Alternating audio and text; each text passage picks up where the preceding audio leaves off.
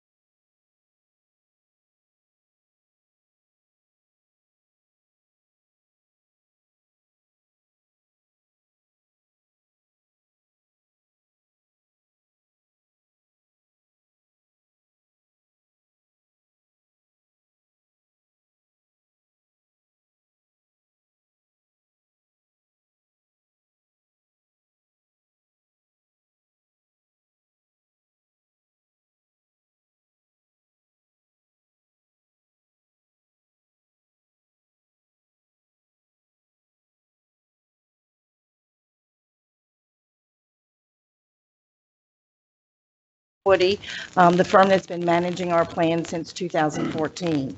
Ellen's going to be providing information on the financial performance of the medical plan, an overview of our utilization and cost, and also some renewal considerations for the board. I do have a timeline of events that I included in your packet for tonight, and I put that up on the screen just now, so in case you have any questions for me, you can see the dark red boxes are when staff and Hill, Cheston, and Woody are scheduled to be in front of the board, and a decision would need to be made on May 24th or no later than. So if you don't have any questions for me, I'm going to turn it over to Ellen Tucker with Hill, Cheston, and Woody. Good evening. I come with good news tonight. I don't always come with good news, but tonight I do.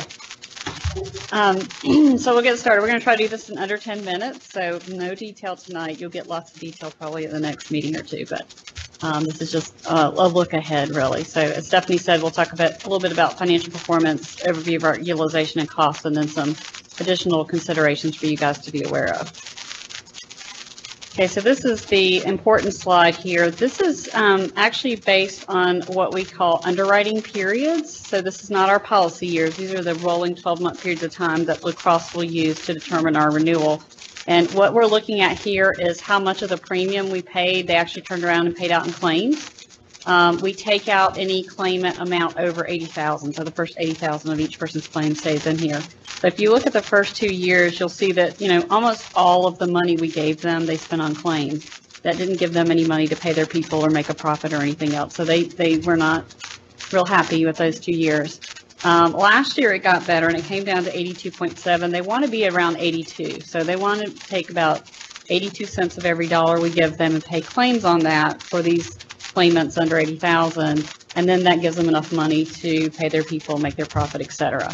However, when we got the renewal last year, they asked us for 14.6. We were about where they wanted us to be, but there's also medical trend, and they also blend us in with their book of business, and so they came out with this double-digit increase. We actually thought that it should be a small decrease in rates, because we thought that while we'd had 2 really bad years and then we'd had one what I would call a normal year, that we saw the claims trending and that they were going to fall this year. So we will be right this year. The claims fell a lot. So you'll see that it's only a 56.7% loss ratio. So we've had a huge change in claims. That's more than I thought, so I'm not going to claim credit for that one. But the claims came down a lot. So we've had a much better year. When they calculate our renewal, and this is the full underwriting period, so this is the time period that they're going to look at, they're going to take 70% of that most recent time period and 30% of the prior year and blend it together, which will give us probably around a 69% blended loss ratio versus that target of probably about 82.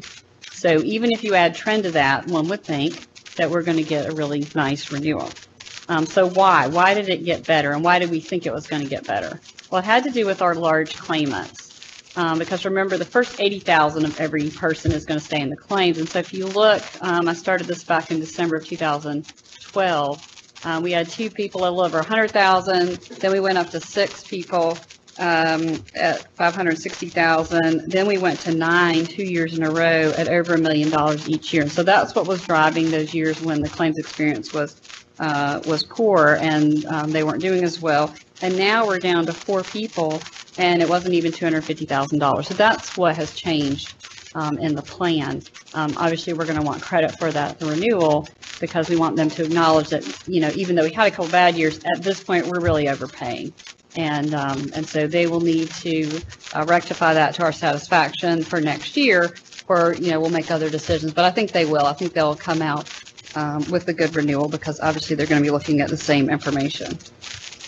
So what will they be looking at renewal time? So they'll look at our experience, and then they also have their medical trends. So what they're going to say is costs go up every year if your plan design is the same, because the cost of every office visit and prescription and all of those things increases. And so if we were at the loss ratio they wanted, they would still say that they needed that increase to be able to stay there. There's a change in the ACA fees and taxes. There was a prorated amount that was 1.9%. That's going to go back up to 3.5%. There was no health insurance tax last calendar year, and so we had negotiated part of it out to reflect that. So that'll pop back up to 3.5%. We added a 5th rating tier at the last renewal, if you recall. We did not have an employee children tier, so it was either employee only, employee and 1 child, or, or a spouse, and then you went to family coverage. And we weren't really sure who was going to sign up for that new tier. Would people come out of family and go into, in which case we just saved money?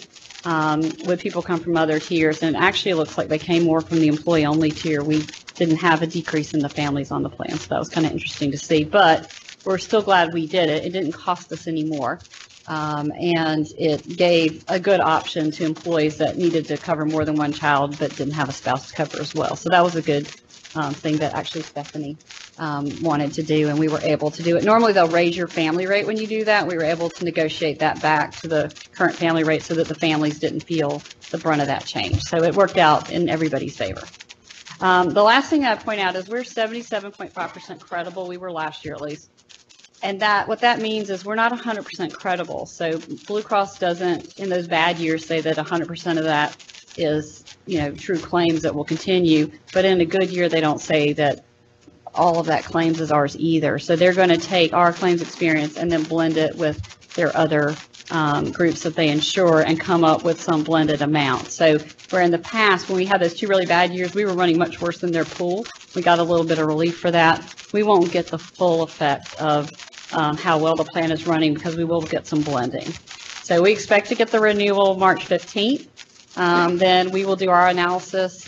We go through, if you remember from last year, those of you who were here last year, we go through every number in their detailed renewal and we challenge different things and we'll tell you what we think is fair. And then we'll work for there. So what do I think the worst thing is that they might ask us for, if you're wondering? It would probably be that trend increase. If they just kind of ignore the fact that it ran really well, they might start out at trend and we work from there. What we're hoping is that they'll start more at 0 and we work down from there because that will make me much happier. But even our worst case starting point will not be, a scary number. So that's what we know so far. Any questions? Any questions from the board? John? Is there any belief that that current, I forget what the number is called, the 56 or 57, that's a trend or just sort of a random swing lower than we would expect next year? Sorry, the which? The loss ratio. Yeah, is that indicative of, that we could expect to be there again next year? Probably not. Yeah, it won't be if you look at our history, no. It's unusual. Now, there was a period of time, if we go back 4, 5, 6 years, where you did run at that level for a number of years in a row. So maybe we do. But we did have the 2 really bad years. I don't think that will happen again. I think that was pretty unusual. But I don't know that I would say we'll continue to run at that level. If we were going to run at that level, then we would start to talk about, do we switch our funding to something where we get full credit for that? I'm not quite ready to say that yet. Other questions? What was a couple of you? No more questions. Anybody in the public have a question or a comment about the presentation? Okay, we don't have any then. We don't need to take any action on this. Just give any feedback or comments to the board. Steph? Thank you very much. Thank you. Okay, item number 11. What? 9. Wishful thinking. I was looking at 9. I don't know why I was saying 11. Okay, water treatment plant and wastewater treatment plant reliability and risk assessment, project overview and update. Adam Haggerty. Thank you. This evening, we'll be providing you an overview and an update on the reliability and risk management project for the wastewater treatment plant and the water treatment plant. No board action is required at this time. However, we do encourage you to discuss and provide feedback. And also please note that there will be a second follow-up agenda item at the June 14th board work session. And at that meeting, we'll be providing you with a draft report and reviewing some of the findings from the project. So tonight, it is my pleasure to introduce you all to J.D. Solomon. Yeah. JD is a practice leader with CH2M, and he is the project director, and he'll be delivering a presentation to you all on the project, and he'll be followed by a testimonial from Monica Dodson, the water treatment plant operations supervisor, and John Kivanimi, the wastewater treatment and biosolids recycling manager. Both of them have been critical members of the project team. So JD has 30 years of asset management and risk-based consulting experience and is widely regarded as a subject matter expert in the field. He serves as a project manager for the Institute of Asset Management. He leads a special task force on risk and reliability for the processing and manufacturing sectors. He is the author of Communicating Reliability and Risk and Resiliency to Decision Makers, and also he is the chairman of the North Carolina Environmental Management Commission. Working with folks, his experience as JD and the rest of his team has been a tremendous learning opportunity for me. I have a much deeper understanding of our treatment plants and the impact of failures on those systems now. I've participated in close to 100 hours in workshops and meetings for the project so far, and I've also spent countless additional hours in the weeds, gathering information, reviewing documents, and studying risk assessment theory. At one point I was actually even hand drawing diagrams of our system, which are affectionately referred to as atom-built instead of as-built. I'm going to be taking a week-long risk and reliability management course at NC State the week of 22nd of January. So my goal here, well, I may not be an expert like JD, but I do consider myself at this point to be highly capable. And my goal here tonight is to give you all a better sense of the project and an appreciation for all the work we've completed. So with that, I'll hand it over to JD. That's a big introduction. Chairman Morgan. Your reputation precedes you, though. I guess. I was going to say, a few of you guys on the board, John and Bob, you guys know me, but Mr. Chairman and members of the board, it's good to see you. It's good to be here. That was quite an introduction. I guess I'll start off first by kind of following with Adam. We do have atom-builts now, because this goes out to even the as-builts we have. And I think it's more than that. One of the things I do as I travel around in the different sectors and a lot in the water and sewer business is we look for people in the asset management program that really have the passion and understanding. And I started the bigger program probably 5 years ago with Mary, and she's been moved up to engineering director, but we added Adam in. And Adam is just truly one of the special guys that I talk about wherever I go that's really embraced this and really wants to do the additional work and kind of the self-motivation you don't always see out there. So right now, I think part of this project was he spent a lot of time, but we are really working the training where we really have this kind of knowledge transfer, whereas we go down the road, Adam will be able to do this work and not have to have a consultant come in. Not that you don't need a consultant sometimes to facilitate, but you need that organic knowledge in-house. And so in addition to the good staff you've got, Adam is really, I won't say he's coming on because I think he's already here, but he's a rare breed for this kind of work that we do. So I'll say that. And then I got testimonials coming behind me, so I don't know what they're going to say. But I'm going to give you an overview. As Adam said, we'll be back this summer to give you a more detailed dive, but this is really an update. So I'm here to ask questions or as we go or however you guys want to do this. So, okay, first off, I guess the first point is when we look at a risk assessment, there's I guess a number of different taxonomies to look at with how we could do this. The one that we use and the one that you're using now as part of the system we propose is ISO 31000, which is the international risk standard. So basically, no matter what industry you're in, you could be in finance, you could be in infrastructure, you could be in oil and gas. This is kind of a generic taxonomy that you can use to kind of map out the steps of what a risk assessment is. Where we're at currently in this process is we've come through establishing the context, risk identification, and risk analysis. I'll talk more about that shortly. As soon as Monday will be, or Tuesday, we're off Monday, but Tuesday we'll be going back and looking at, now that we've got a lot of these risks analyzed and a list of them, how do we start evaluating them and treating them? You know, where are they, as we've looked at equipment level and component level, how do these things work as systems? and where do we have redundancy, and where should we be worried about certain things, and where shouldn't we be worried about as worried.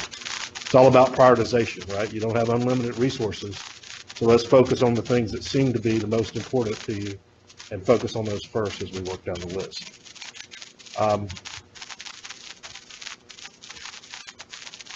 Basically, what we tried to do is look at the plant's good reliability practices. You start at the system, you go to the subsystem, and then you do the component level. Sometimes in asset management, we start at the component level, but we don't ever get up to the issues of redundancy and how things really are supposed to come together, the whole system of systems and how the systems interact. We were doing the whole comprehensive view of that with this. 3 parts of this was we want to look at equipment type issues, we want to look at human factors type issues, then we want to look at interface type issues. Those interface issues a lot of times are how humans and equipment interface and how the systems interface and how your controls and your SCADA systems and your instrumentation, all that kind of stuff work together.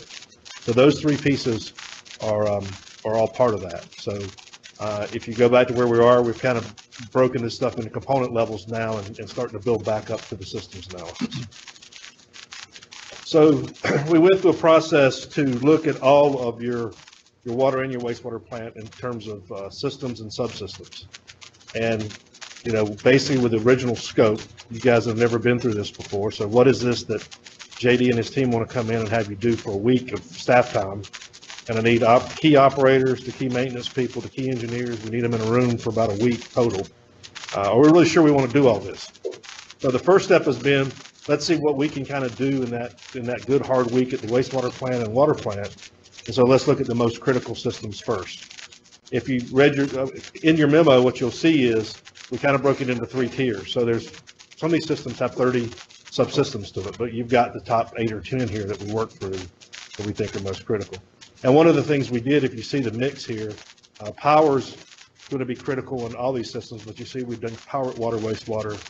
You've got several chemical feed systems at both places, and then you've got your SCADA and I&C at both plants, as well as some of your kind of your mechanical pumping stuff. So we think we've got a broad enough picture now that you'll have a good picture of what your reliability and risk issues really are. And then as we go to other phases, or Adam takes us to the next steps, with or without help, then he can look at those other systems in more detail. So the fundamental level, and we talked a little bit about this earlier,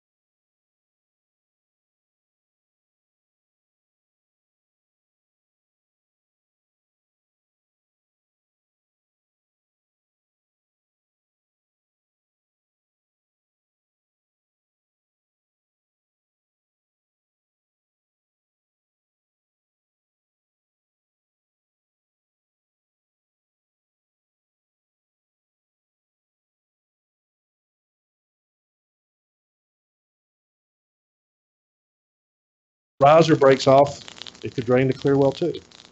So it sounds pretty fundamental, but in normal business, all these people don't come together to try to understand these single points of failure. And so now that we know they're there, what we'll be deciding in the next step is, what do we do about it? Is it worth doing diving and inspection? Is it worth taking them out or repairing them? And some of these will generate capital projects, perhaps. A lot of it may just simply do better operation maintenance practices or better training. But we'll have these mapped out for both the water and the wastewater plant for those critical systems.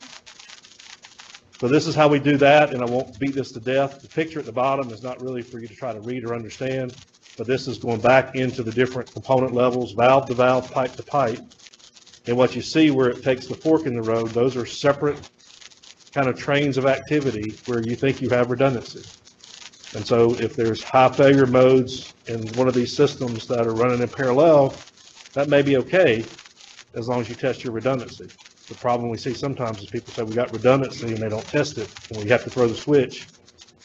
It doesn't work. And then the things that are kind of in series there, those are the things that if any one of them fail, could cause the whole system to crash. And so that's some of the rationale we use at the subsystem level. So with that, some of the findings that we found to date, basically is an example of industry leading practice. In the water and wastewater industry, I would say there's probably, of the practitioners, there's probably 10 or 15% of the people that are doing this type of analysis. Of course, OWASA's had a problem, and I think that's driven you here, but it is a best practice. And I think as you look at the end of the day, in our water wastewater business, you'll be able to hold your head up and say, hey, we're leading edge. If you go into other industries, and I know some of these board members are on, this is common practice. Oil and gas, pharmaceuticals, that's where I do a lot of this. But there sometimes perceived risks are higher. Sometimes when you have big equipment or costly shutdowns if a batch of chemicals would fail or something. So I would say that this is just foundational good risk and reliability practice, but in our water wastewater industry, it is good leading practice. We've found some issues, and I think you're going to hear from that from the guys behind me as they come to talk about the testimonials of what we found. We found some things, and the found we things that were obvious, they've already been working to correct them. So a lot of these things are already underway, and then the things that seem to be more of a detailed analysis will continue to move on. It is iterative, and so when you look at this, one question you may ask is, why don't you do everything at one time? Right, I started off by saying a week at a time. Well, one of the things we got the attention of the best people in the organization for that period of time for the first time. If we'd have said we need you 3 or 4 weeks, we wouldn't have got everybody. It wouldn't have been nearly as effective. So we've done the critical systems first, and we've gotten that done. And then it's also an iterative process, right? Because you learn things as you go. And so when you do multi-phases, you may see something in the first phase that helps you inform the second phase. And so that's where we're going with that. And then again, I can't compliment the staff enough, because everywhere I go and do this, even in the private sector, you don't get the best people. And truly, we got the best people in the room full-time paying attention. I don't want to, Ed is a lot of the reason for that. He stressed it from the top down that everybody should be there. And then I think the rest of your staff are just, I've known people like John and Todd for years, and they were making sure they were there too because of the importance of this. So really to be complimented for what you guys have done. Again, just wrapping up, we are in the risk evaluation stage, and we've done the risk analysis. And then as we move on through, we'll be looking at how do we treat these, how do we build a program to monitor and review and report these, and then we'll come back to you on June 14th. So that's the semi-quick synopsis of what we've been doing and where we're at. So you want to do questions now, Mr. Chairman, or do you want to hear the testimonials? No, let's do the testimonials first. I forgot about that. I call them testimonials. Thanks. Good evening. So I'm Monica Dotson. I'm the operations supervisor of the water treatment plant, and I've been with the OWASA for almost 14 years now. A little bit about myself is I'm a graduate of NC State University with a Bachelor in Science and Environmental Technology. Prior to coming to OWASA, I was a water treatment plant operator for a neighboring utility, and I started my career here in 2004 as laboratory analyst. Later was promoted to laboratory supervisor and have spent the last 3 years as our operations supervisor. So I appreciate the opportunity to be here tonight to speak with you all about our risk assessments. For me, the main goals walking into these risk assessments were identify the risks, mitigate and reduce those risks, but also develop a process and a cultural shift within our team to where we're continuing to look for these risks and evaluate these risks, consider risks in our everyday work.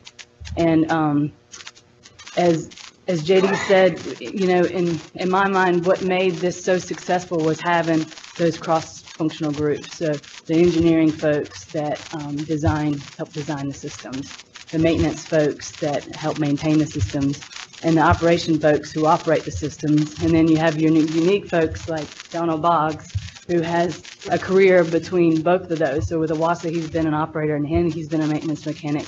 And then, of course, JD, his staff and their team and their experience, everybody in a room. We went valve by valve, pump by pump, looked at the components within those pumps, looked at our instrumentation, and considered how can these things fail, how have we seen them fail, and what's the consequence of those failures. So it was a very eye-opening experience.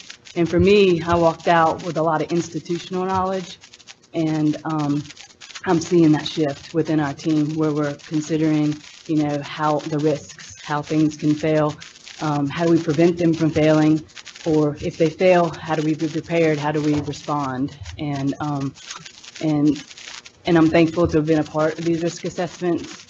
And as JD said, going through these risk assessments, you really see the passion in what we do, and our folks are very passionate about what we do, and I'm thankful to work with a group of knowledgeable and passionate folks.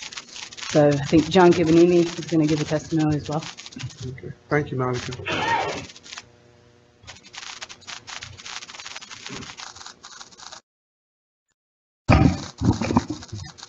Okay, most of you know me. I know there's some new board members, but I've been with OWASA since 2012. So I've been with OWASA for 6 years as the wastewater treatment and biosolids recycling manager. However, I came to OWASA with 24 years of experience in similar capacities, 14 and a half years with MSD of Asheville, managing those facilities, which also included hydroelectric, so I had some issues there to deal with, as well as the city of Raleigh out at the Neuse River wastewater treatment plant. So I definitely came to OWASA with some prior utility experience. So I have seen quite a bit over the course of the last 30 years with respect to risk. But having the opportunity to work for 3 different really best-in-class utility organizations, I can honestly say that OWASA was the first utility that was proactive enough to do this deep dive into risk assessment. In our business, a lot of times you hear it happens. Well, it does, and it never seems to happen at the right time. But to go through at the component level, as Monica mentioned, with the type of professionals that we have on staff, inclusive of some of our service providers. You saw one of the items up there is that we looked at SCADA as well as instrumentation and controls. We actually had our SCADA integration firm participate that as well to get their expertise. I can remember the first day we set up at the operations center, and as was mentioned, we were going through these systems component by component, valve by valve, and at the first break, my maintenance supervisor came to me and said, "Are these guys serious? Are we going to do this at this level?" I said, "Yeah, they're serious." And to spend 40 hours in a room, sequestered, having to turn your cell phone off while you're still trying to run a complex, utility is definitely difficult. But the intestinal fortitude that the staff at both facilities, as well as all the other support staff, committed to that was really, really a worthwhile endeavor. And I left that process with a mixture of pride and commitment as well as fear, because some of the things that we found, you tend to have to, in your own mind, wonder, well, what is, the risk of this really happening? What are we going to do? So as was mentioned, we're already having these discussions at the staff level. I mentioned at the meal to a couple of the board members just a challenge we experienced over the cold weather season, and I never would have guessed in a million years would have happened. But some of those discussions and the situational awareness that rose out of that endeavor really helped us to mitigate and respond and resolve to that repair that was needed in an expedited manner. So I truly think that worthwhile endeavor is already bearing fruit. So as was mentioned, I really appreciate the fact that we did this process. We all hate that it came out of the water emergency, but as I told my staff, I've always heard out of out of adversity comes opportunity. So I think that definitely hit the nail, that this was a great opportunity that, now that we know the process, I'm hoping that we'll be able to take the other systems that we weren't able to get to in those 40 hours. So in a way, I think JD and his crew has not just given us a fish, but taught how to fish now. Thank you, John. Are there any questions or comments from the audience? Okay, no public questions. How about the board? Does the board have any questions? Yes. Barbara. So just a couple of questions, JD. Sure. Or Adam, you can decide who wants to answer. So I just noticed when you were listing the subcomponents of the the water treatment plant, we didn't list the lab. I assume we're dealing with the lab as a safeguard in different events, or how's the laboratory testing figuring into the analysis? Yeah, I think a couple of things that we did, the short answer is not at this point. We've not done that with the lab. It could be done with the lab. Most of this, when we did the context to rank the systems, we started thinking about, are the structural systems the most important, or some of the ancillary systems the most important? And based on kind of what the water treatment issue taught us back in February, it was focused on the chemical and the power and the rotating equipment. So that's kind of where we started. And again, there's probably a number of those things we could Just have two more questions. So I'm curious, when you have an old facility like this, sometimes on the accuracy of the drawings, and so you mentioned like the mystery standpipe and the clear well and the old valve, were they on the drawings? The old goal, you can elaborate what you did, because you did a lot of this kind of legwork. So A lot of folks before me have actually like aggregated and scanned and preserved all that information and documented it, indexed it, everything. So fortunately, we had actually a lot of drawings and a lot of kind of historical records, but there were some gaps in there as far as like specific systems where I, pulled out the process and instrumentation diagram. I'm like, that pump isn't there. And so we just, at that point, you kind of sit down and like, all right, let's start over. But I think there was a pretty good, yeah, I don't know the percentage, but a decent amount. What we haven't talked about was to get to this, to do as much as we did in that period of time. Adam and the staff did a lot of work. And then when we had questions, because remember, you guys know Johnny Johnson and you know Don. So whatever we said, this is how the as-built said it worked, we said, no, that's not how it worked. And so we would send Adam real quickly to go start getting on the computer and get the drawings, and we found most of the stuff. It just, did we have the right drawing? And then what I want to see you guys, would like to see you do, is take the Adam build, and whether you finish them into two as-built or leaving them Adam built, that they have their own direction. Because I think that's the process we've used. I think they're the most accurate drawing we've got. And for newer systems too, also making sure, in the future, we are very aware of this now, and as new systems come online, making sure we're getting accurate as-built drawings. Yeah. That equipment manual, we were able to find equipment manuals just as easy. That was James Dodson, a big part of that. Yeah, anyway, sorry. So then just the last point, I think Adam, I'm excited this is moving forward, and you probably haven't gotten there yet. The one thing, I guess maybe come the June meeting, is just talk about how we'll apply this methodology, what we learned when we put new capital projects in, just so that, especially I think on the interface front, maybe the new equipment you're putting in within its own boundaries is going to work just fine, but those interfaces are sometimes where you run into trouble. So, but that's maybe a little bit down the road. I'm working in New Orleans now, and I was just there last week doing a 100% design review. Gwinnett County, Georgia, I did one of those not long ago for 30%. So this is really a better tool, as I think you know, in the design phase, but frequently we wait till something fails and then we go through the process of the back end. So I think the point's well taken that we can use it in the O&M side, we can also use it up front. So. And also to respond to that as well, we've kind of had internal conversation. People are, the operators especially, like, we should definitely think about the thing early in the design phase. So we're discussing it. Barbara? So this question was actually from a slide that Monica showed. My question, if she would come back. Okay. The slide that you were reading from when you were up here. Probably the last slide. I had the last slide up there. That's it. Slide? Okay. Yeah. She was talking while I was up. So under risk treatment, I see there's mention of communications, SOP modifications, additional training. So is there information about how we will proceed here with those items? Or is this just, we just know that those are areas we're gonna like hone in on? Kevin, okay. Yeah. Oh, okay. So, you know, you kind of look at the three categories in the paradigm we're using. If you look at the consequences of failure, oftentimes the best way to resolve a consequence is get rid of the consequence, right? Do you need personal, we talk about health and safety, you need personal protection equipment. Don't expose yourself to that. So maybe you need a redesign. When we get into the likelihood of failure could be caused by all of these things, like you're not trained enough or whatnot. And for detection, you may just be able to detect it, but you don't put the instruments on it to know. And so what we'll try to do, and this is what we'll be doing in the next couple of meetings, is sitting down with Ed and all the staff to say, okay, this looks like the total risk. Is it worth putting additional monitoring equipment on something? Is it worth an additional training program?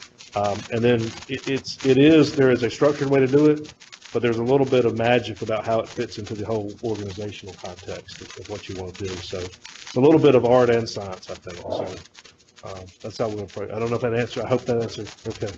And we certainly anticipate that some of these items will rise to the board's level for you to decide as an organization, what is our risk tolerance, considering what investments might need, how much would that further mitigate the risk. So, you know, a lot of this, especially I know you before talked about some of the humans factors, the training, the procedures for staff, and, you know, a lot of that, you know, Monica will do, but I know there'll be things identified in this work that will be very much laid before you to understand and give us some guidance and make some decisions about, you know, levels of service and risk tolerance and the like. So, yeah. And if I could, like the automation part is one we faced on the water plant already, the work we did. You know, automation's good, detection's good, but if you get too reliant on a system, you're really dependent on the automation electronics, and sometimes your people aren't as sharp anymore. But if you're all manual, then you're giving up some tools that you may use. So I know y'all have been through this already with the earlier issue, but where's that balance, as an example, between investing in automation and investing more in training of people, or how that works? And it really is a blend, but some of that has got to be decided by the board. Ed will have a strong opinion, I know, but you guys will have to weigh in on what the organization wants to take as far as the risk goes. So it's just an example. Bruce, here. Question is kind of related to what we were talking about just now, the human factors and interfaces. And I know we're not doing a safety risk analysis here, but what I'm getting at, what I'm wondering about is engineering the risk out of a process so that there is less of a safety risk. And I think you've kind of touched upon it, but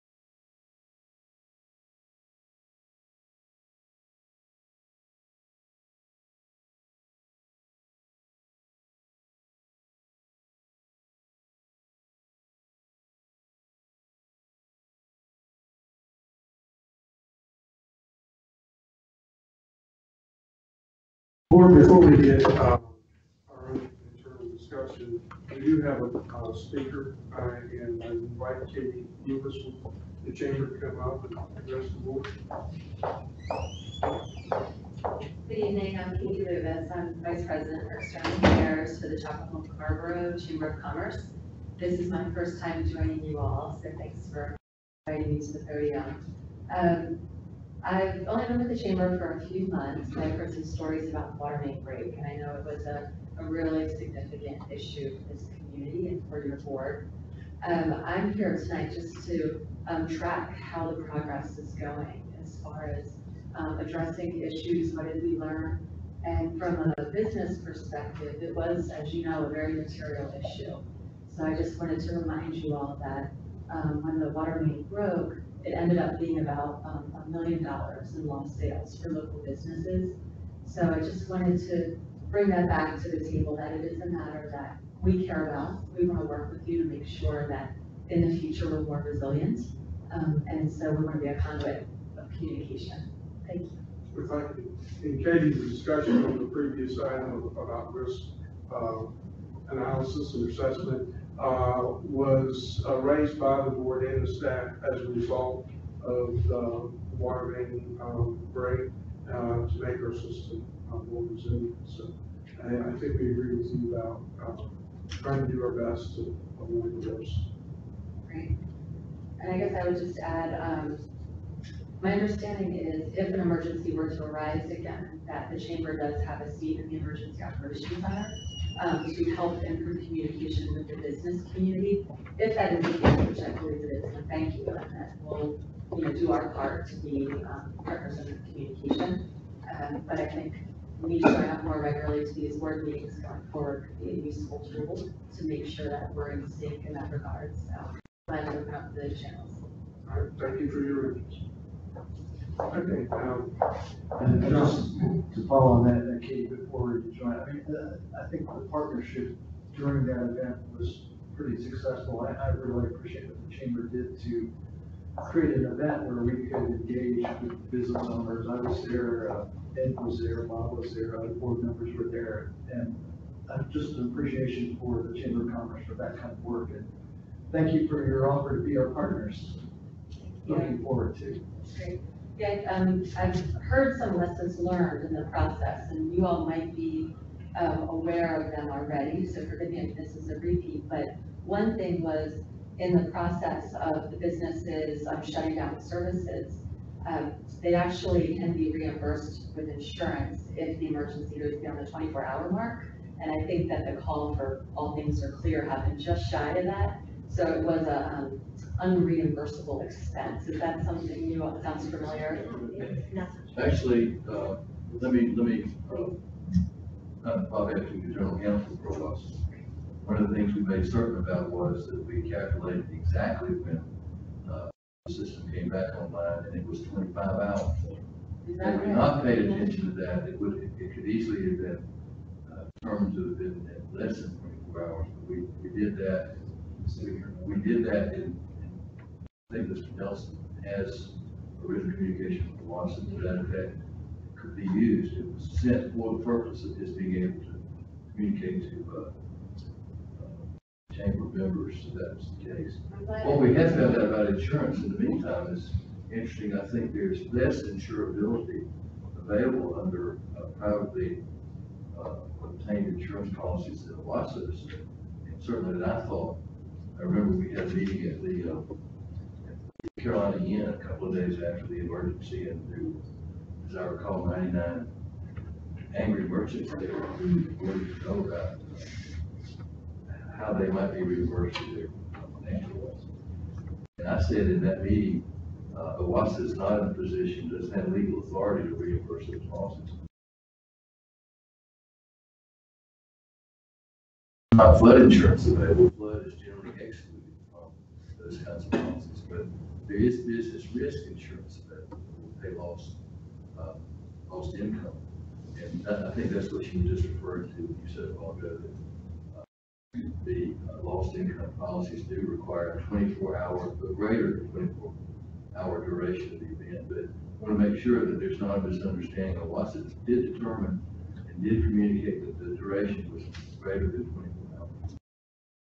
Thank you for clarifying that. Yeah, even up into just 24 hours ago, I was told something different than that, and so I think. Go back and look for the being here letter. is going Go to back and be look for the letter. A good way for us to get on the same page. It's little things like that that we might not be aware of material issues and little nuances that can help our business community. And so I'm glad that we're on the same page and aware of those kind of issues.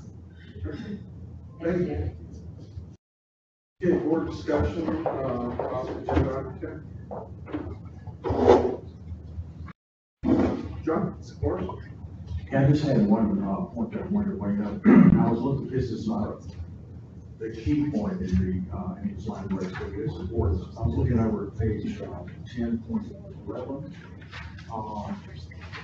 which deals with sediment control. Of course, this is the issue when you have a line break and a high pressure water. This line is a lot of soil and washes it into streams. So, just by chance, I happened to have been in the right place at the right time to observe a couple of line breaks that were here for several years, both of which, one more than the other, deposited a lot of sediment, one case in Bowling Creek and another case in Eastwood Lake.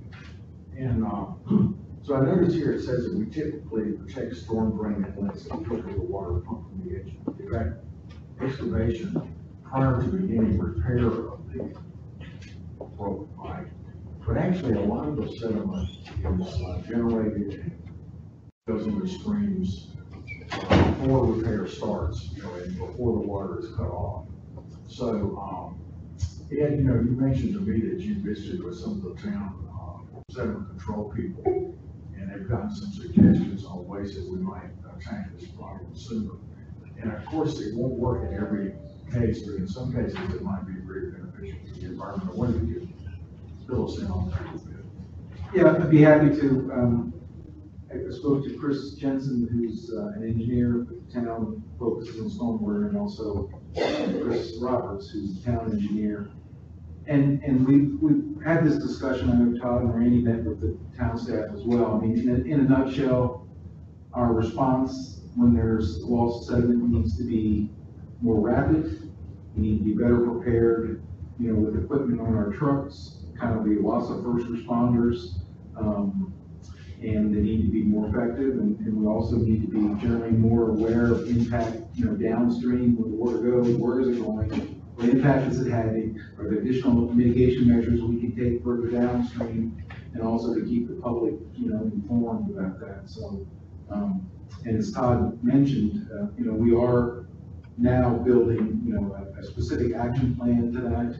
And again, this is likely to be a level of service question for the board because, you know, there may be additional equipment and staffing to improve our effectiveness and readiness and response to these kinds of situations. So, you know, for those things that we can control and address now with resources, we're going to do that, and we'll keep the board informed about that. And again, it's likely there may be some budget requests coming that will get your guidance on as well. And of course, key partners, as you've mentioned, John and Todd, is, you know, to continue to work with Chapel Hill staff, Carrboro staff. Carrboro has a new public works director. We're having an orientation meeting with him next Thursday. This is on our agenda to speak with Carrboro as well, and the university. So,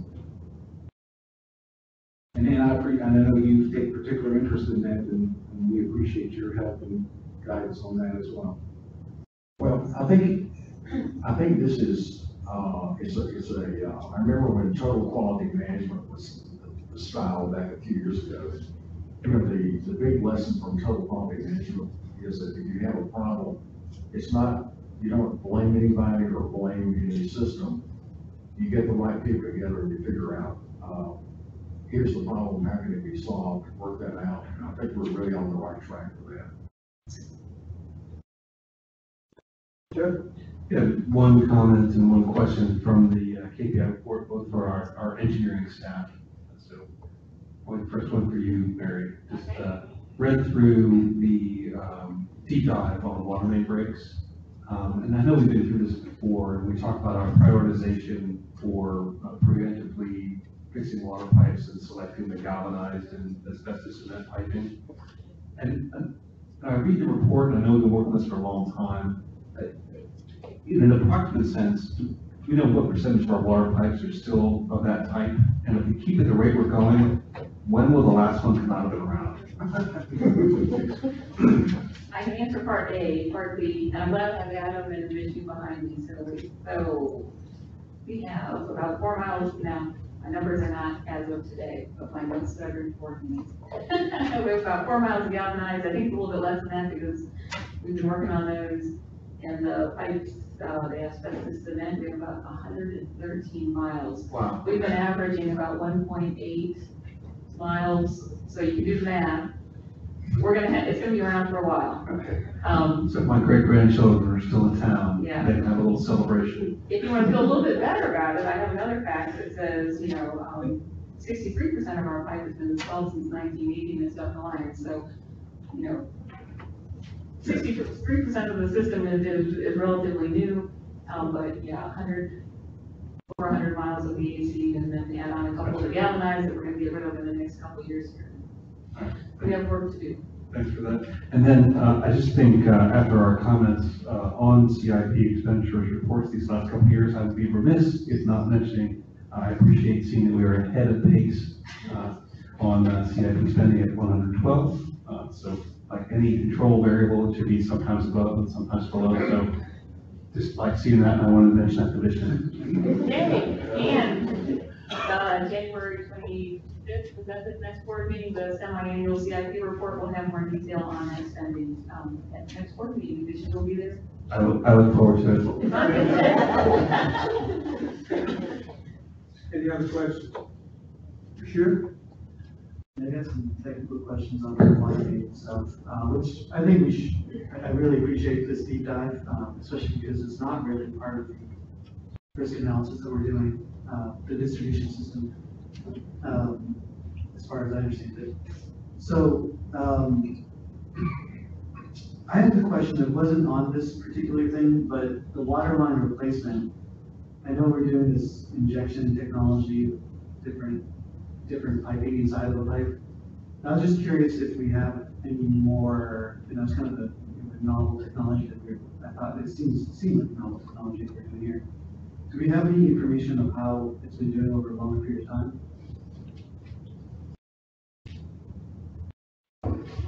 So the CIPP lining that we used to have one project on Ridge Road on campus. Oh, we won't be doing one. Yeah, okay. For distribution system. We use it all the time on the production system side. Pressure pipe or distribution system piping is fairly novel, as you say. So we had that one segment, about 1,600 feet. That's in our system, and we do have to treat it differently. So we don't have a lot of long-term data from ourselves. There are other places, particularly up in Canada, that do have quite a bit of distribution system that has the line pipe in it. But it is something that we are continuously evaluating. We're going through an evaluation right now about different rehabilitation technologies. It's not at this point primary tool in our toolbox for the rehab replacement program. It is something that we consider on a case-by-case basis, especially where it seems like it would be a good benefit. It's still somewhat novel. It is something that we keep on our radar. Okay. This might be another question for you as well. So there's a point where you're talking about tank levels, and I was curious if there was alarm set points on a rate of change of tank levels if you're not actually discharging water. So I assume there's like a high level and a low level tank level thing, but is there any rate of change, sort of? Yes.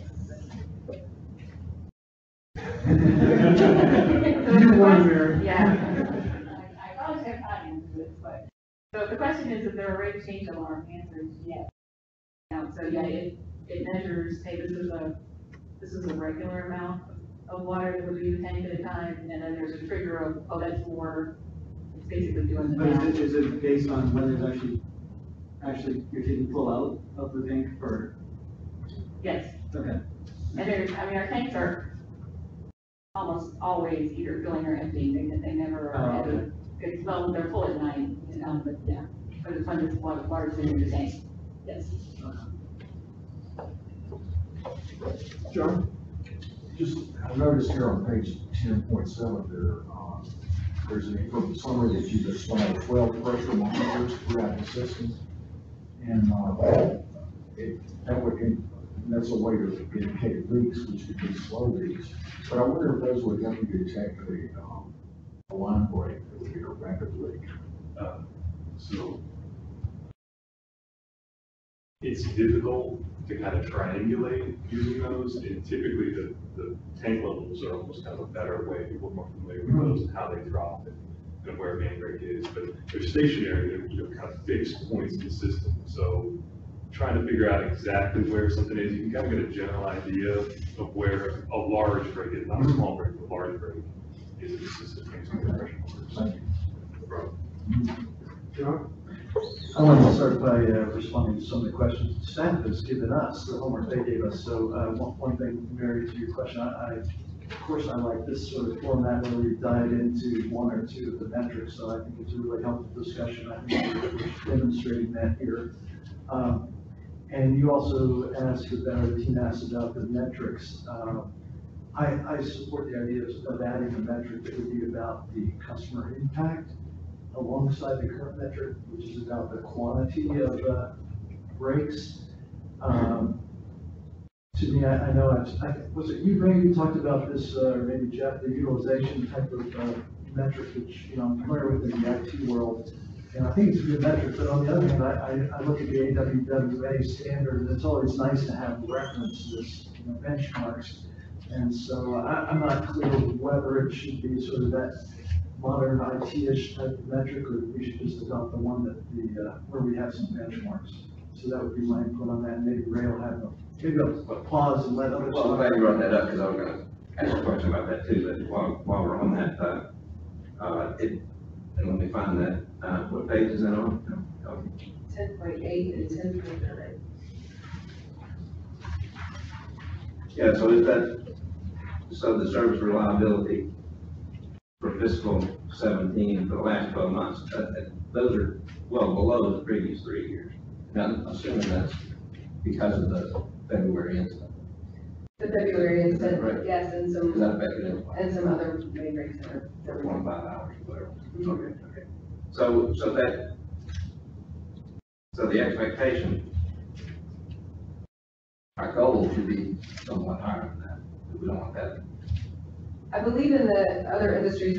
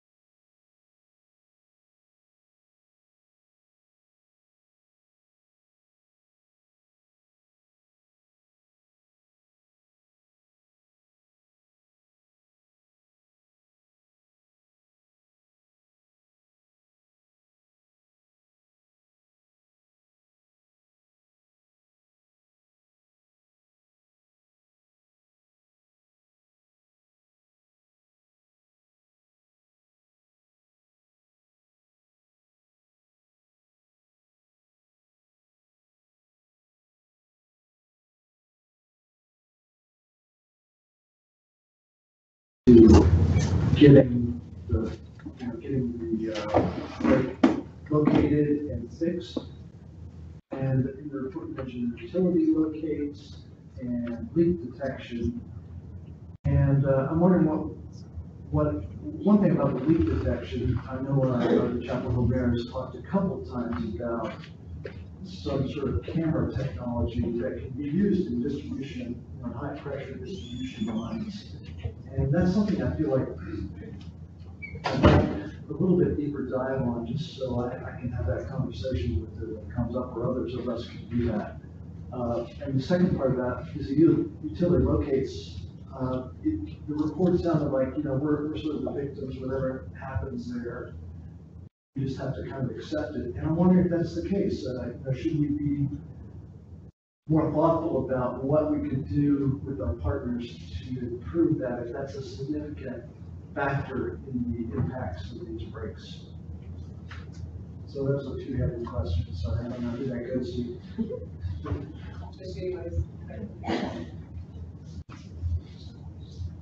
So the first part of the question, with respect to kind of cameras inside high pressure distribution system lines, we continue to look at those types of technologies. They're out there.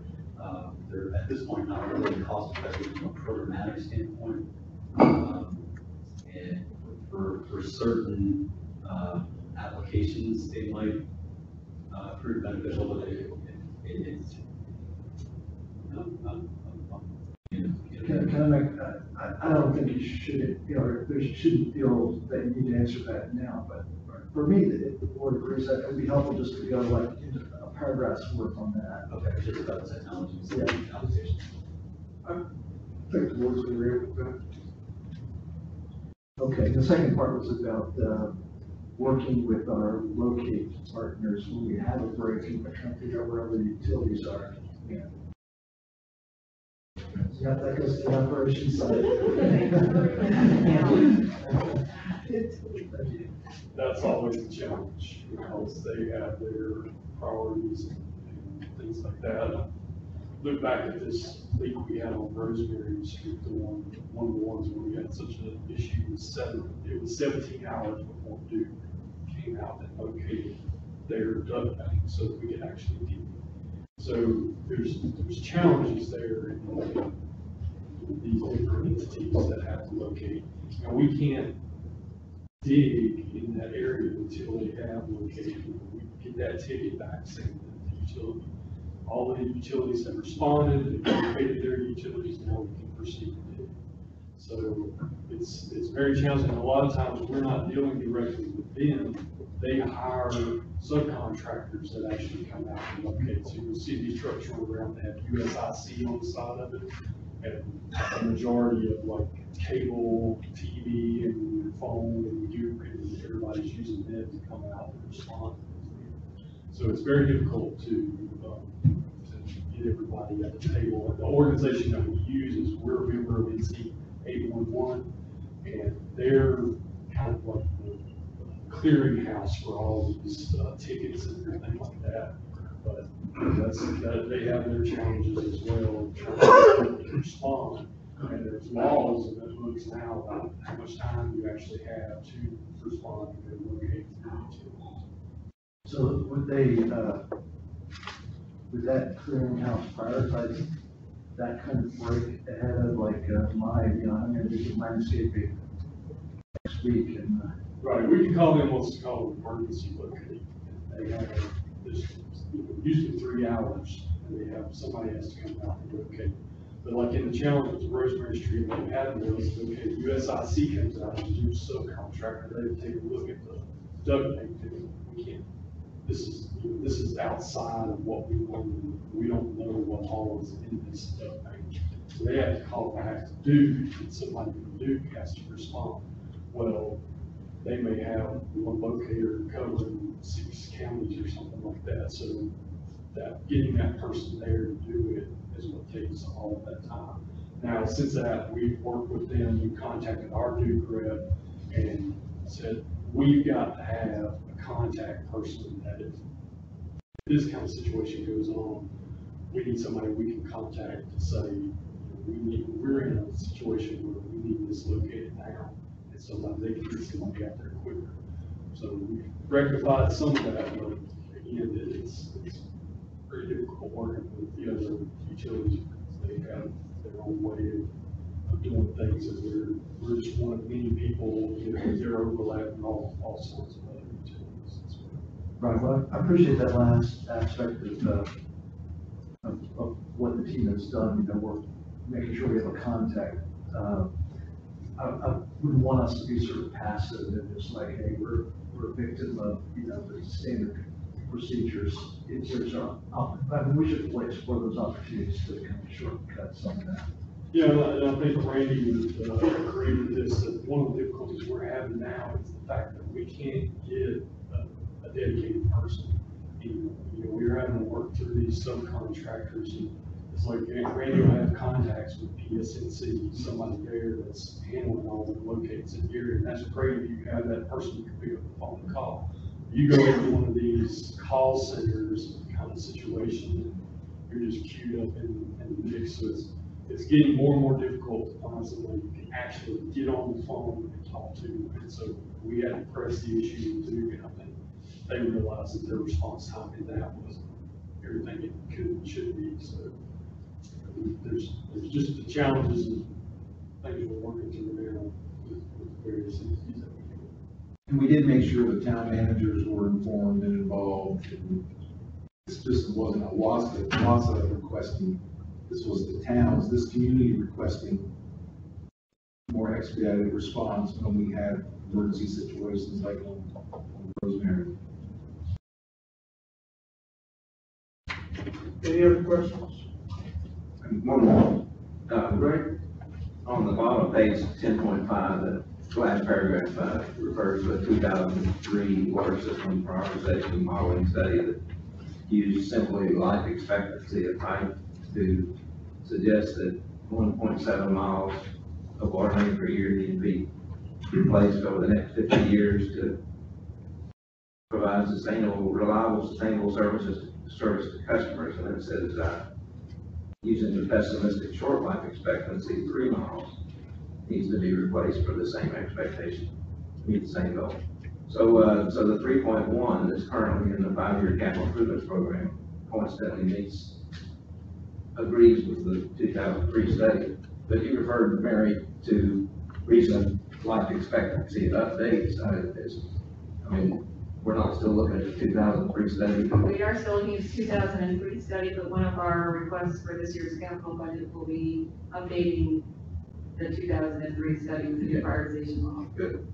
It's another one of the after action review items from the February event. Okay, great. Yeah. Okay. That's all the discussion, I believe. Okay, let's go to the next. Sorry. To finish Mary's question, what is our next deep dive? Do we know that? The next deep dive? Do we identify one or two deep dives? This one was nominated by staff in an email to you all, and in response, Bashir asked about source water protection as a deep dive, which doesn't have a monthly KPI. It's certainly related to the strategic trends report, where we provide a pretty detailed look at source water protection. Open for nomination. Does the board have any other requests for deep dives?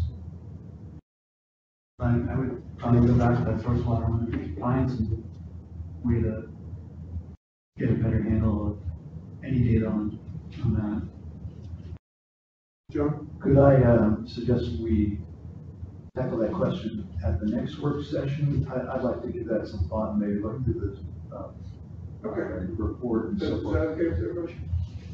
Okay, we'll do that. Thank you. All right. I did like this deep dive, just personally. I think it's a lot of good information.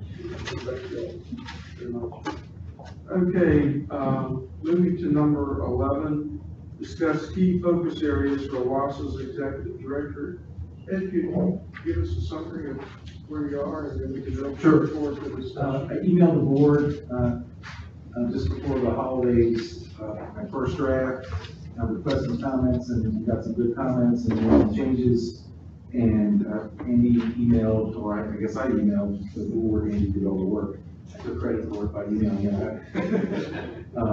Email out the red line version so you can see what was changed from the first draft that the board saw in December. And rather than going through all those items, I'd like to suggest that we get into it. It's important that we're all on the same page with respect to expectations and what those key focus areas. And while this says my focus areas, of course, it's a team effort to include the board of directors. So we're standing by for your comments, questions, and guidance. I think the two Johns had some suggestions, so I'll start with you. Well, one of my suggestions was to add more specifics about expected results, and so Ed's second draft really took a good step forward on that, and I was pleased with it. So just in general, I'd say that was my main request.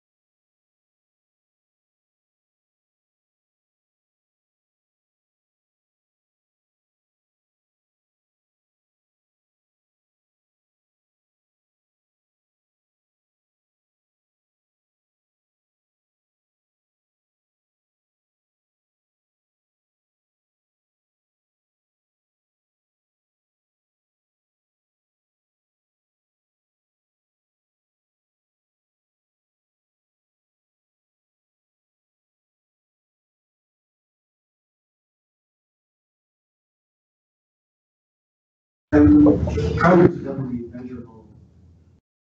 I don't know how we can do so for this, but maybe John, do you have any ideas?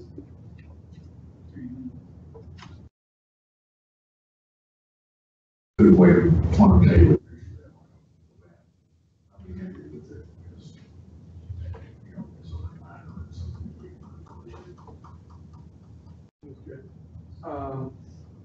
Is there any objections to the suggestion by Ed of how to move on with the, everybody's okay with that? Okay, any other points that board members need clarification on or suggestions? John? Yeah, the other thing that was in my original feedback email was the long-range water supply plan, which it did add into the document. I just want to point that out because I don't, you know, the way I propose this, I want to make sure the board had consensus around that. So I'm just pointing that out. I'm obviously grateful it's there. I just have a couple of sort of comments about the metrics, the various, you know, individual ones. So on the first one, the high quality service, I wondered if we would like to add a 1G, there's one A through H, or one A through F, I'm sorry. One that's financial stewardship, which is sort of, you know, fulfilling the budget expectations as part of operations. You know, we do probably have that expectation, so it might be good to. How would you state that? Literally maintaining the revenue. No, well, it could be that. I was thinking more just about budget, you know, just, to make it somewhat subjective, but, you know, we have an annual plan. Did we spend more? Did we spend less?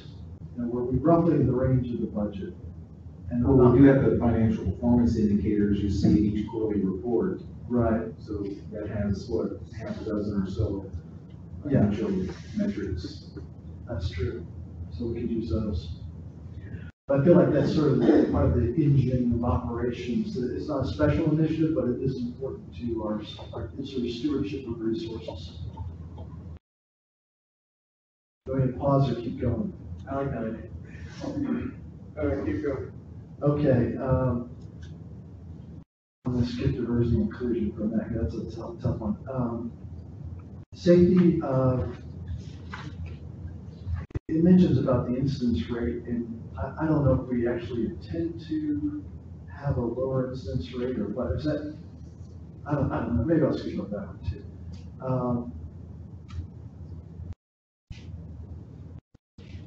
Forestry management, I felt like the metric is about, you know, did we do our actions, but it wasn't about results. And I feel like it could be, in terms of the way we've evaluated, more about the results of, did the community feel like they didn't have the opportunity, or did we not provide the opportunity for engagement? Some ways are, I'm not really very clear tonight, but something about the experience of the community rather than, you know, did we just check the boxes? That's on page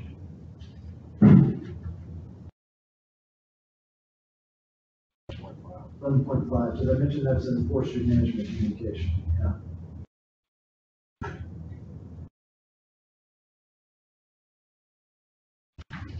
And I'll just keep rolling. And the last one is diversity and inclusion. The metric or the expectation is increase diversity throughout the organization.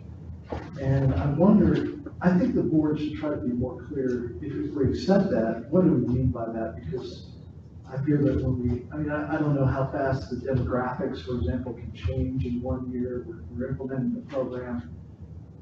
I think it would be helpful if the board had a clear understanding of what we expected that to look like at the end of the year, so that we can communicate that to Ed and the staff and to ourselves, sort of have that consensus instead of trying to define what that meant to us at the end of the year when we look back on it.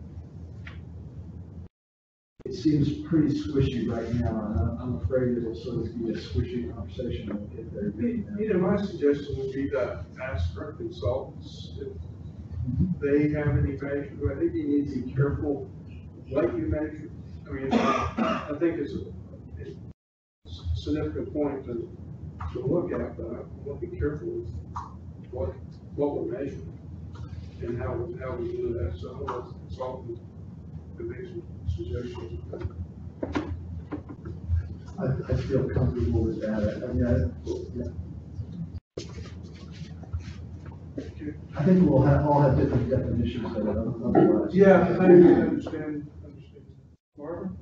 So under affordability outreach, so it says provide the board implementation plan with milestones by January 31st. So that's gonna come off by then. So that's great.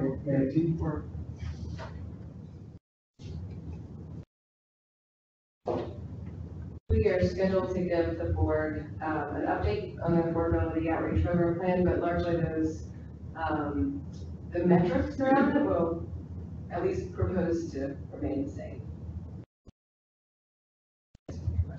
So expected results, so increase in contributions to care to share program, how, so that's part of the implementation. You'll talk about how you plan to, so that's cool. Yeah, thank you. Anything else we want to? So, and you know which areas we wanted you to work on, and you email something back out at us, and we'll respond to that. Yes, and would you like to act tonight to approve this plan, subject to incorporating the suggested improvements? Or would you like to just schedule it for your next meeting and act on it at that time? Of course, I'm on either way. Motion from one of the board members, or how we want to proceed?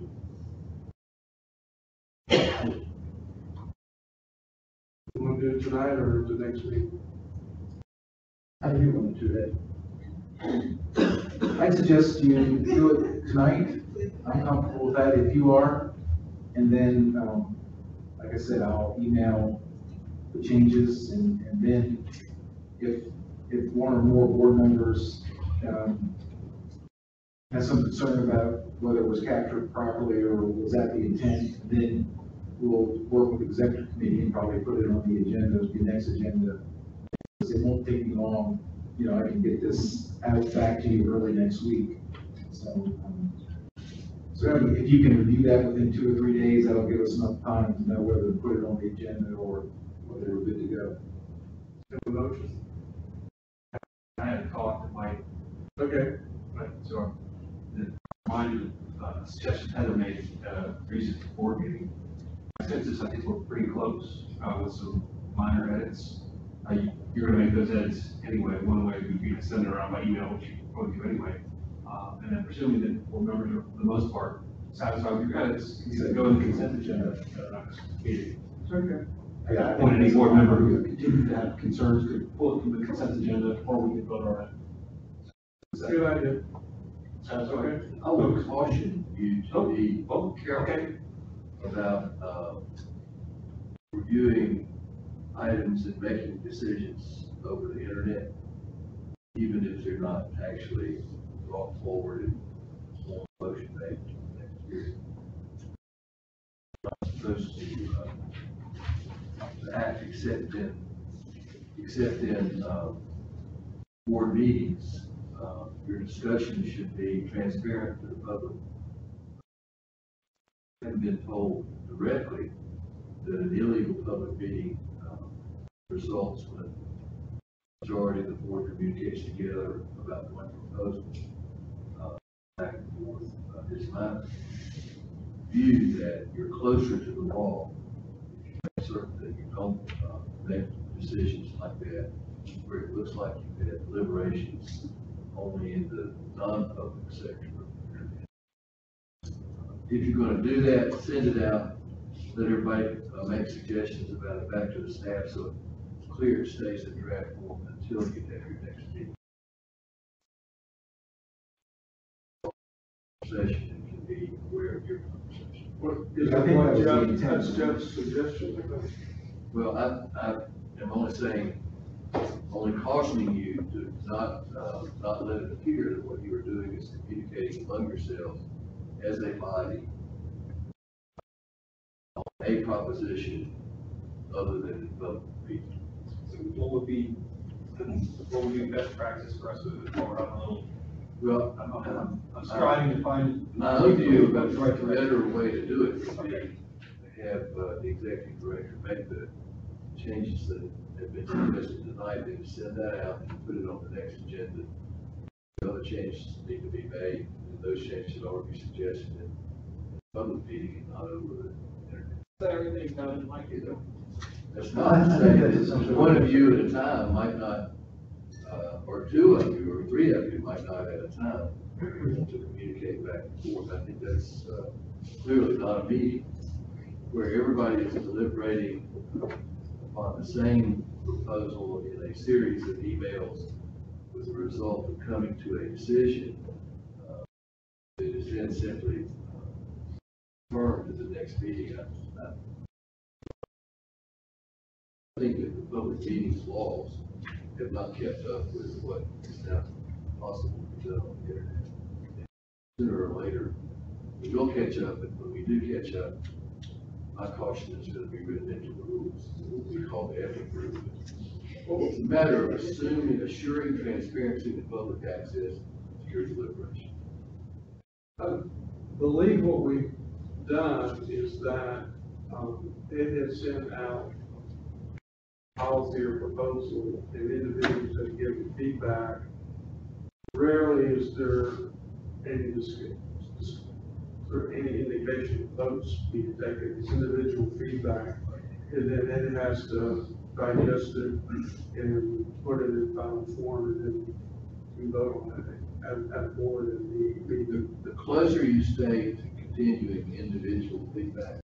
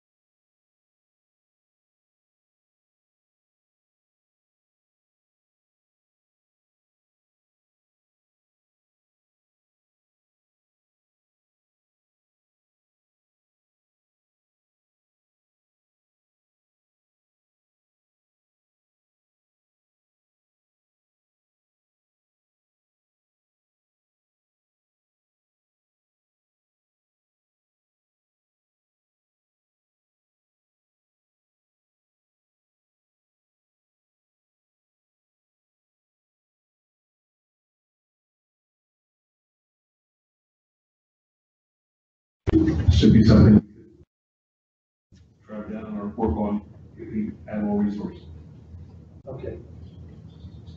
Yeah, I'm sure you agree with Jeff. I think it's a good lagging indicator of safety, but I also would suggest a leading indicator of some sort, whether it's, tracking near misses, or generating more near misses, reports, whether it's, documenting or identifying the number of safety audits, field audits, office audits, whatever it is, some other leading indicator of what to do to prevent injuries rather than, okay, we've had X number of injuries, so this severity, that's a lagging indicator. So something that, some sort of leading indicator goal would be my suggestion.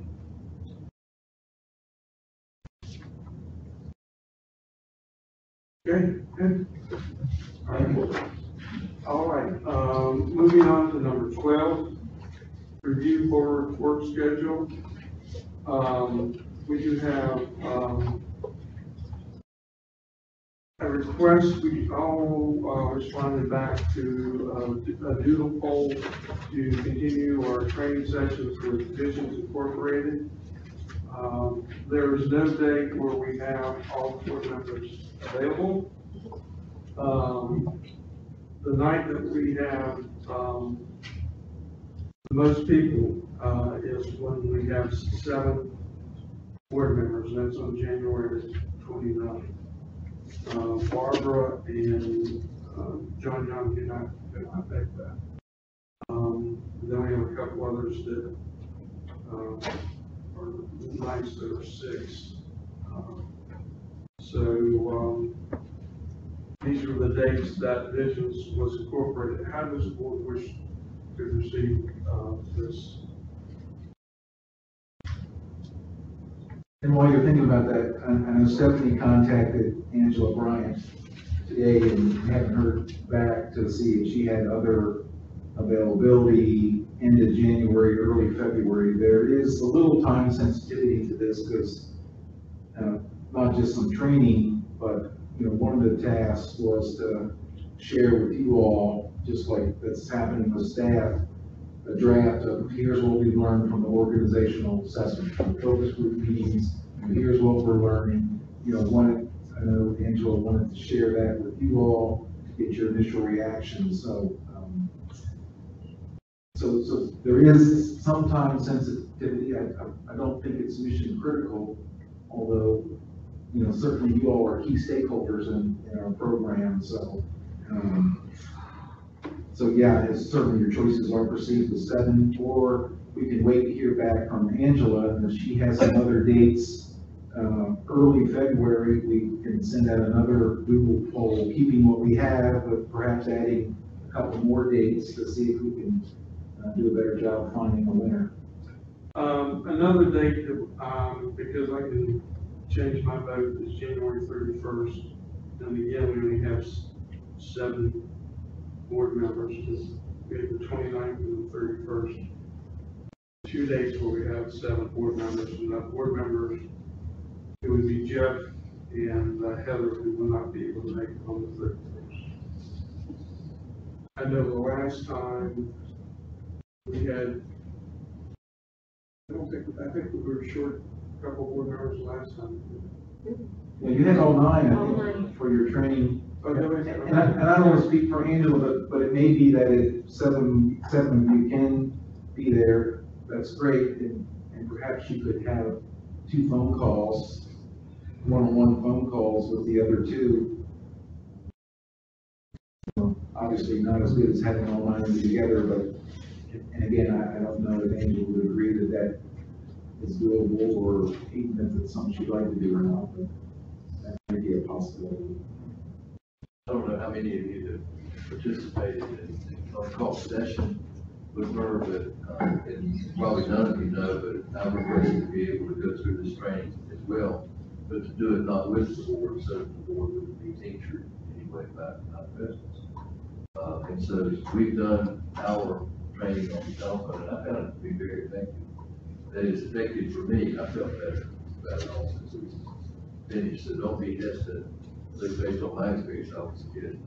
Don't be hesitant to participate in the telephone session. Is there any chances of people who said they couldn't attend can attend? On what they were.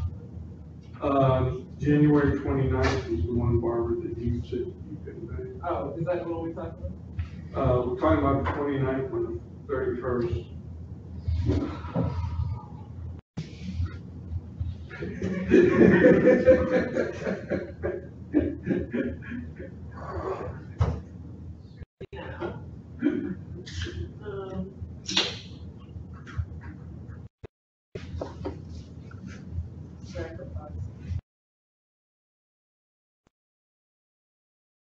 Yeah.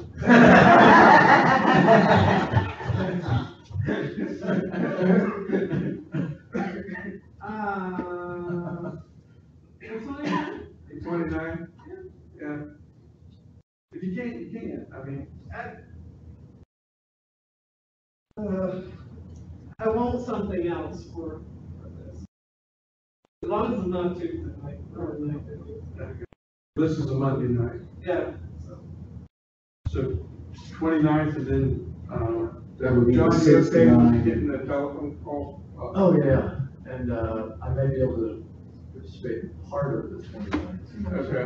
Yeah, that's, Good. yeah. Okay. All right, well, let's go with January 29th. Wait. Going once. What time is it? 6 to 9? 6 to 9. Okay.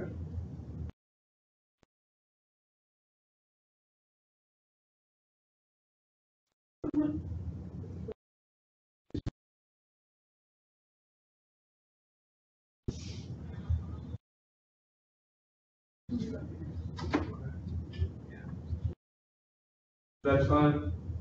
Okay. January 29th, 6 to 9, okay. Jim, you had an announcement about the finance committee? Entering in my Okay. So I had previously made a recommendation that we hold a finance committee meeting prior to the budget planning session. As chair of finance committee, I failed in my task, but I did have a meeting just before holidays with Stephen to express some concerns that I expressed here in the meeting, just to share those with you. I on several occasions in the last couple of years suggested we look at some ratios year to year on topics like operating expense per gallon of water and other things that we could look at our long-term progress on. So I suggest those to Stephen. I also asked that he try to share more with the board of the process that goes on internally when they look at trade-offs. And so since I'd run out of time to schedule the meeting, which I apologize for, I did share those thoughts with Stephen. He's not here tonight, so he wanted me just to share with the folks that we did have that discussion. Okay. And I won't be trying to reschedule. All right.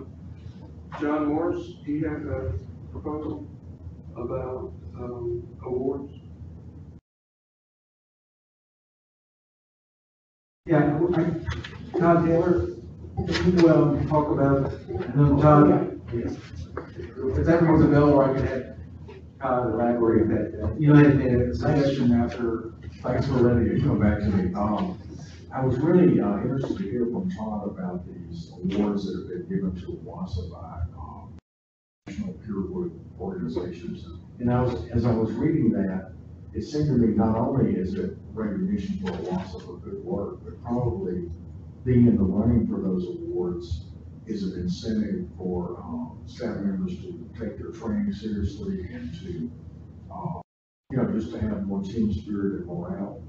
So it probably has a lot of good effects on the organization. And so I would be interested to hear Todd and or other people in the organization explain a little bit about which awards we're in the running for and what kind of preparations the staff makes to, I don't know whether you make an application or whatever, but it just seems to me that it may have quite a few benefits to the organization and it'd be helpful to us to understand how that works.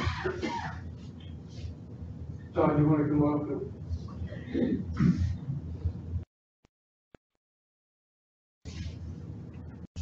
Sure, and I'm happy to do that. I don't, this meeting's winding down, although it's perfect to try to do it all right here. But I think at a future date, maybe when we're talking about one of the recent awards that we received or something like that, we could do a little bit of a background on all the awards, the partnership programs that we're participating in, the awards we've received. There's a lot of folks, I know Mary Dar was instrumental in getting a lot of that off the ground. John Kay has been working on trying to get the wastewater treatment plant in the same program. So there's a lot to it, and there's a lot of fine details, and it's going to take a little more time to prepare for it. But if the board's interested in it, we can definitely pursue it in the future. Is the board interested in adding that to future agenda? Yeah. Yeah, we'll do that. Thank you, Tom. Are there any other questions, board members? See none. Ed, can you review the January 27th? Yeah, we'll do our financial report, for the financial report for the first 6 months of the fiscal year. On the agenda, it says tentative action items on communications during emergencies, and as the board agreed, we were waiting for Orange County to issue their after action report on the water emergency. 99% of that work is done. The final report has not been issued, and I tried to find out yesterday just when that will be out. So it's unlikely that's going to remain on your agenda for January 25th, but it should be on agenda very, very soon.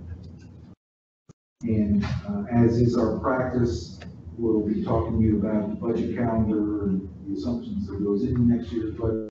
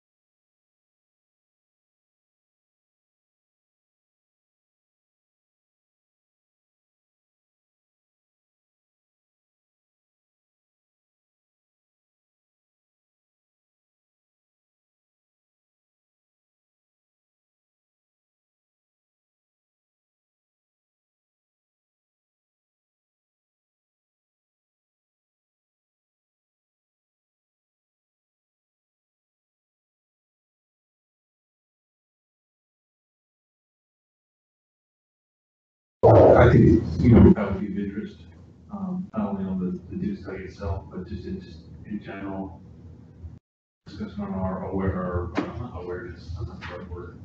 The sense in which we're prepared for or expected to tackle something like this. Would the board be comfortable allowing us to schedule that in either the next meeting or the one that follows? We've sent off, just today, right? We sent off a series of samples today from lakes, from the wastewater plant, and it's 2 or 3 weeks to get the results. Lab use usually does better than that, so we could be ready, but if we could wait until we have and be able to announce, we just did this round of sampling, here's what it has told us. We are meeting, as you know from the email from Mary Tyler, we are meeting with the Duke professors, is it next week, or the week after next? So we'll have that under our belts. We'll also hopefully have some new results from the sampling, so it might be at our next work session. Or another possibility, since expecting the level of community interest, even though we've had few, if any, inquiries, if that were at the televised meeting in February, your televised meeting in Chapel Hill Town Hall might be, especially since I'll be in San Antonio. That would be, I think, a good opportunity to share that at a televised meeting. So, should we target? Yeah, wait till we get the results and have it at a televised meeting. Okay, excellent. That's a good idea. Okay, thank you, sure. Are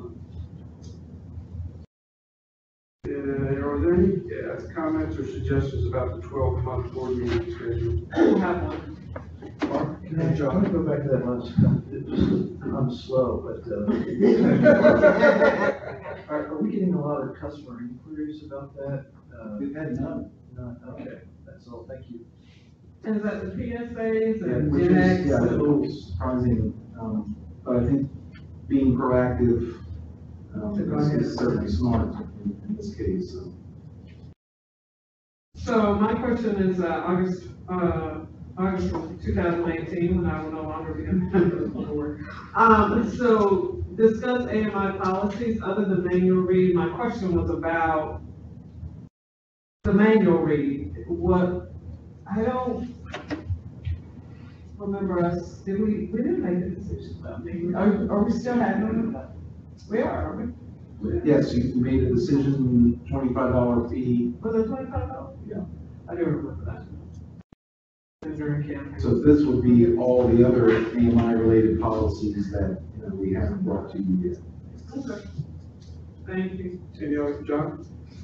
Related to the new meters, we were working on a grant that we could have on our website that would indicate the instantaneous and cumulative exposure to this radio frequency radiation. And, we had the idea that we don't need to reinvent the wheel. Professional organizations, manufacturers, the experts may have something like this that we could borrow. I think we were close to having a good product, but it had a last version we looked at in a board meeting had an error. It's not using a consistent measurement. So, is somebody working on that? Todd, can you address what Mary T, what is, or is it? Staff's proposal to the board was that be used in responsive communication. So when someone calls and requests or, expresses concerns about meters, that we have that kind of at our disposal to respond to those concerns. But did we correct that error that was in there? The information that's on the website is very general. It's not as specific as what was presented at the board meeting in a slide deck. So we don't have the information from that slide deck, on the website right now. So do we have something on the website? We do. We have a whole page of information on the website about radio frequency concerns. Okay, I need to take a look at that. I'll be happy to Come out of date. Thank you. Any other comments or suggestions? Comments? Okay. Ed, you want to give us a summary of the meeting? Yes, we very much appreciate you asking that we pass along your thanks to all our employees. You named Todd and Randy, and but was also pointing at their other departments as well, so we'll make sure that happens. We'll implement the feedback you gave us on the KPIs specific to the water main breaks. We'll also schedule at your next work session a discussion on KPIs. He'll talk about what the next deep dive might be and what frequency we'll look at that in the future. We'll prepare a brief on the state of the art for assessment of water main conditions. We'll schedule our future meeting, greater information about the wards we have or seeking and what benefit that has for the organization and for the communities we serve. And on the February 22nd board meeting at Town Hall, we'll provide information about the perfluorinated compounds and some of the recent testing and sampling, as well as our experiences talking to the lead professors. Any comments?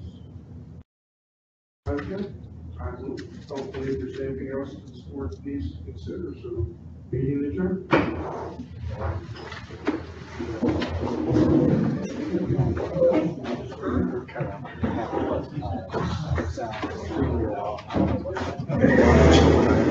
It's the power of